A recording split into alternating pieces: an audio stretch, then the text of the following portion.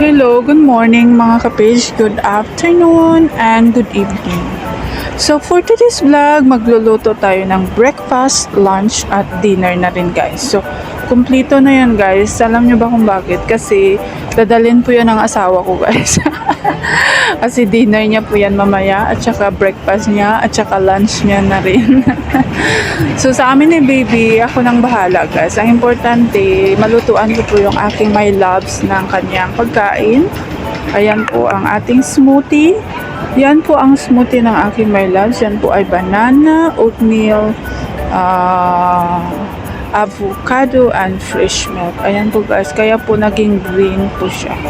Kasi may avocado kaya. May avocado po yun. Oh, ayan, nagluto na rin po ako ng gulay. At saka binalot ko na rin po yan. Kasi ano yan, spicy. Baka mag ano sa bag niya. So nagluto ako ng gulay, isda, at saka ganyan. So ayan. O, diba? So ilalagay natin yan bago pumunta ng trabaho yung asawa ko. Bibigyan ko muna siya ng breakfast. So at that time umalis na po yung asawa ko guys. So ayan, naghugas na po tayo ng plato.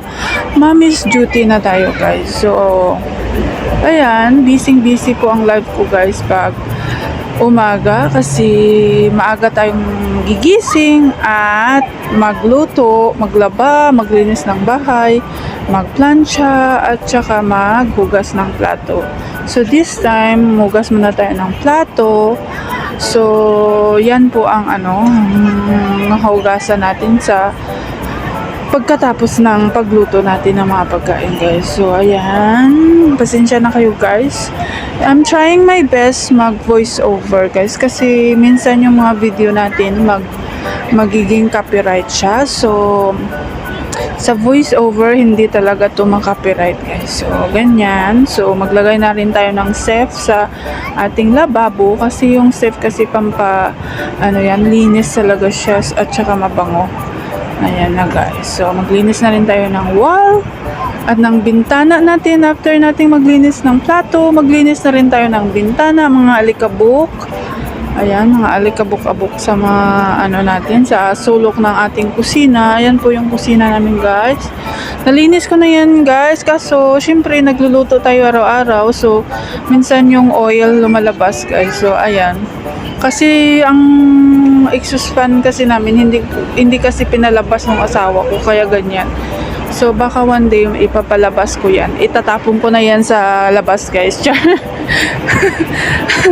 So ayan, naglinis na rin tayo ng ating mga chuba-chuchu dyan, ng ating oven, ang ating iwan ko, nakalimutan ko na guys. Diyos ko Lord, vlog pa more. vlog pa more. So tayo guys, muna tayo ng tubig at saka magpaganda na rin tayo kasi magsa-start tayo ng ating paint. Kasi magpipaint kasi ako ng wall. So taliin ko muna yung aking buhok at saka magpaganda muna tayo, char. Oh. So ayan guys, exercise muna ang lola nyo. Diba parang sumasayaw lang. Sumasayaw talaga ako dyan guys kasi alam nyo kung bakit, kasi may music dyan eh. Diba, siyempre ikaw ba naman kung may music hindi ka ma-cha-cha ganon. So ito po yung ginawa ko today guys. So nagpinta tayo. Hindi na to guys, hindi na to mabilisan ng ating video kasi nakalagay na to sa reel. So ito is ang ating video talaga. So ganyan po guys, ako lang po mag-isa dyan kaya nagpinta ako ng wall. Kasi kailangan po nating pintahan yung wall kasi ang daming chuba-chuchu sa wall. Mga colors, mga drawing ng mga bata guys. At saka alam nyo naman guys, pag may bata, ganyan talaga guys, madudumihan talaga yung wall mo, lalo na pag puti.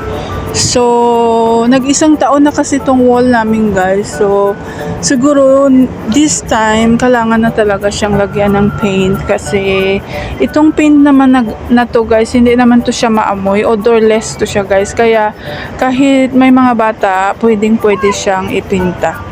pwede kang magpinta ng ng kusina or kwarto kung saan man. So ito po guys yung aming sala. So kailangan ko po talaga tong pintahan. So ganyan. O diba? Diba? Kasi yung asawa ko kasi guys, wala siyang time ganito. Kasi pag nasa bahay siya, natutulog siya or nag-games, ganun siya guys.